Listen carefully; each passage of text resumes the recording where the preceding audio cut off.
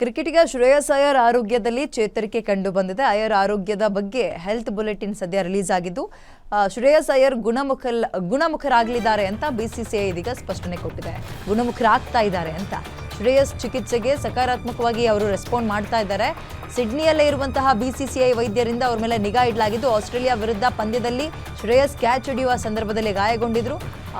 Catch ಹಿಡಿಯುವಾಗ ಎಡ ಮೊಣಕೈಗೆ ಗಾಯ ಆಗಿತ್ತು. ಸಿಡ್ನಿಯಲ್ಲಿರುವ ಆಸ್ಪತ್ರೆಯ ಐಸಿಯುನಲ್ಲಿ ಶ್ರೇಯಸ್ ಅಯ್ಯರ್ ಸದ್ಯ ಟ್ರೀಟ್ಮೆಂಟ್ನಲ್ಲಿದ್ದಾರೆ.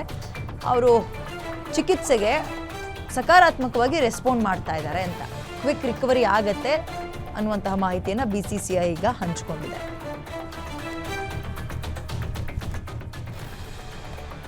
ದೃಶ್ಯಾವಳಿಯಲ್ಲಿ ಗಮನಿಸ್ತಾ ಇದ್ದೀರಿ. ನಿನ್ನೆ ಮ್ಯಾಚ್ ಸಂದರ್ಭದಲ್ಲಿ ಕ್ಯಾಚ್ ಹಿಡಿಯುವಾಗ ಶ್ರೇಯಸ್ ಅಯ್ಯರ್ ಅವರಿಗೆ ಇಂಜುರಿ ಆಗಿತ್ತು. ತಕ್ಷಣ ಅವ್ರನ್ನ ಆಸ್ಪತ್ರೆಗೂ ಕೂಡ ದಾಖಲು ಮಾಡಲಾಗಿತ್ತು. ಅವರ ಅಭಿಮಾನಿಗಳಿಗೆ ಸಹಜವಾಗಿ ಕುತೂಹಲ, ಆತಂಕ ಎರಡೂ ಕೂಡ ಇರುತ್ತೆ. ಏನಾಯ್ತಪ್ಪ ಅಂತ ತಿಳ್ಕೊಳ್ಳೋಕೆ ಈಗ ಹೆಲ್ತ್ ಬುಲೆಟಿನ್ ಕೂಡ ರಿಲೀಸ್ ಆಗಿದೆ. ಹಿ ಈಸ್ ಫೈನ್, ರಿಕವರಿ ಆಗ್ತಾ ಇದ್ದಾರೆ.